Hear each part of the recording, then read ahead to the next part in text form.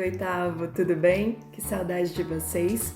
Vamos dar continuidade às nossas aulas então, de interpretação textual? Primeira dica que eu te dou é já pega o seu material, vá para um lugar tranquilo, arejado, em que você possa conseguir se concentrar mais, ok? Então, vamos lá, pega o seu livro, que eu já peguei o meu, beleza?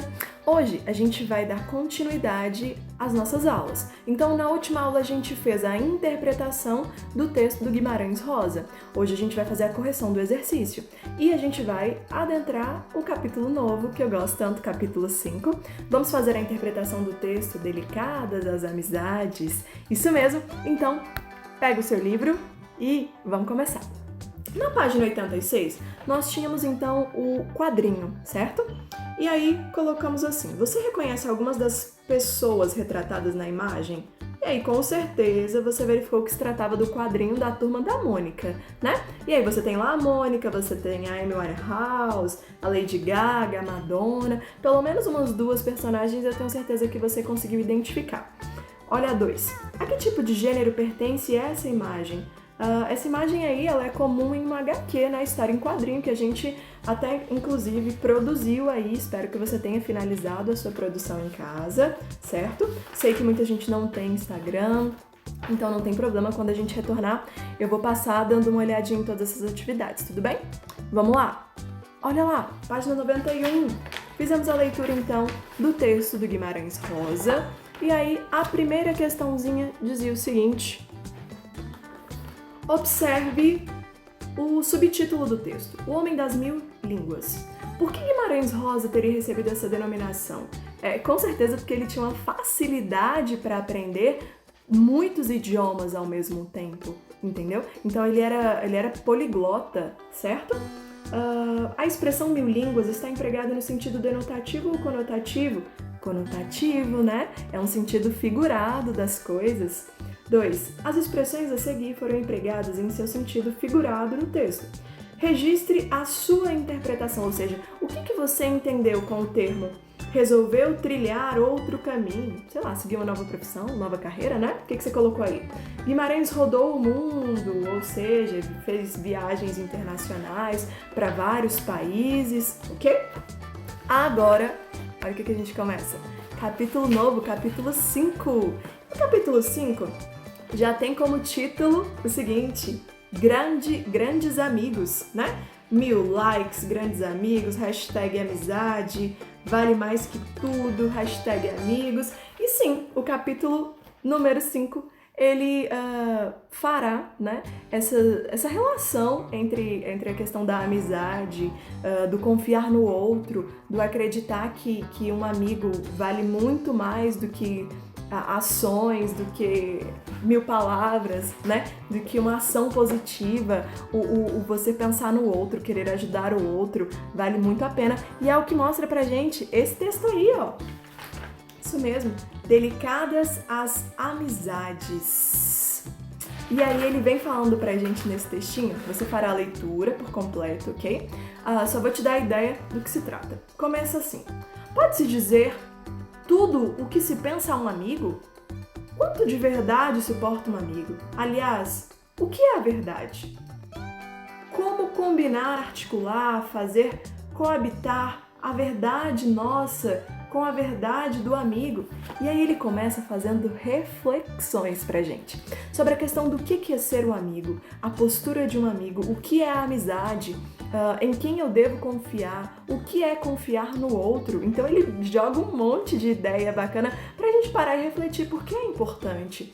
O ato de você confiar em outra pessoa, dar credibilidade, falar sobre si, sobre a sua vida, sobre a sua família, você precisa saber quem é o outro, né? O que falar ao outro. E aí esse textinho mostra isso pra gente, ok? Vamos lá, página 106. Primeira questãozinha disse o seguinte, a crônica se inicia com 4 perguntas destinadas aos leitores, propostas pelo autor. Qual a intenção dessas questões, sendo elas apresentadas no início do texto? Qual é a intenção disso? Anota pra mim. 2. Para o cronista, as amizades são muito delicadas e podem ser perdidas tanto por excesso quanto por falta de cuidado, ou seja, zelo. Em sua opinião, o que é mais prejudicial dentre esses dois tópicos? Anota para mim. 3. O autor compara a amizade a duas espécies de plantas, as sequoias e as orquídeas. Qual é o sentido expresso em cada uma dessas comparações? Tá lá no texto. Aqui em cima, que eu coloquei a imagenzinha para você, você também vai fazer uma análise dos termos como um todo. Analisa o significado das duas palavras e volta no texto. Isso é anota para mim. Olha a questão 4. No desenvolvimento da crônica, o autor faz muitas referências a outros escritores e obras. Qual seria a finalidade dessas citações constantes? O tempo todo ele vem dando indicações de outros autores que falaram sobre o mesmo assunto. Qual é a intenção dele? 5. Retome a seguinte passagem da crônica. Um dia, um ex-amigo me disse: no princípio tentei te imitar, depois resolvi te destruir. Tive de me proteger. Por que o denominado ex-amigo teria agido dessa forma? Volta lá no texto, hein? Como você vê essa atitude de tentar destruir o outro, o ser chamado de ex-amigo, hein? 6. No texto, o autor faz referência ao intelectual, político e jornalista cubano José Julián, né? Grande mártir da independência de Cuba, cujos pensamentos apresentam um caráter universal e altamente reflexivo. Aí ele coloca o trecho. De que forma pode ser interpretada a fala do José nesse trechinho? Como é que essa fala dele pode ser interpretada? Analise, anota pra mim. 7. Assinale a alternativa que apresenta a conclusão a que chega o cronista ao final de sua reflexão sobre as amizades. E aí você vai analisar se está na A, B, C ou D, ok? Agora, achou que eu tinha esquecido do literário, né? Não mesmo. Tenho certeza que muitos começaram a leitura, outros buscaram até aqui na internet o próprio livro. Tá disponível, sim. Então, assim, o que eu peço pra você é arrume esse jeitinho de fazer a leitura. Muita gente teve que pedir pela internet, né? E já deve ter sido entregue ou está esperando ainda, mas não tem problema. O que importa é que você faça a leitura do mesmo, tá bom? E aí, coloquei pra você, então, a leitura do literário. Vamos lá, com bastante calma. Um ponto específico que a gente pode começar. Eu vou conversar com você só um pouquinho. Em cada aula a gente vai conversar um pouquinho sobre o livro literário, tá certo?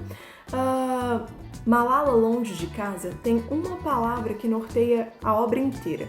E essa palavra eu poderia dizer que seria humanidade. O ser humano. O que é ser o ser humano? Sabe? Você tem um livro que é poderosíssimo aí nas suas mãos. Ou virtualmente, enfim. Eu quero te mostrar que você tem um livro que as pessoas estão fugindo de suas casas, de suas realidades, deixando tudo para trás, deixando tudo que conquistou, sua cultura, seu povo, sua família, sua própria casa, e indo apenas com a roupa do corpo e tentando fugir de uma realidade totalmente cruel, totalmente brutal. É uma situação que a gente vem falando sempre. Você nas suas aulas de geografia, você sempre ouviu a palavra que era o quê? O ato dos refugiados. Refugiados, tudo bem? É um livro que vem falando exatamente sobre isso, um grupo específico, certo? Então não é à toa que vem como título Longe de Casa, certo? E aí eu fui, né? Gostaria de falar com você só um pouquinho sobre o livro e aí a gente vai continuando em outras aulas. Então o livro é um relato muito real, é muito intenso, né? De 10 jovens que precisaram deixar tudo para trás, família, amigos, cultura, casa, tudo, e literalmente para fugir da guerra, da violência, porque eles estavam literalmente buscando, não era viver bem em outro lugar, mas a sobrevivência. É o ato de você não poder continuar no seu lugar de origem, porque senão você vai morrer, entendeu?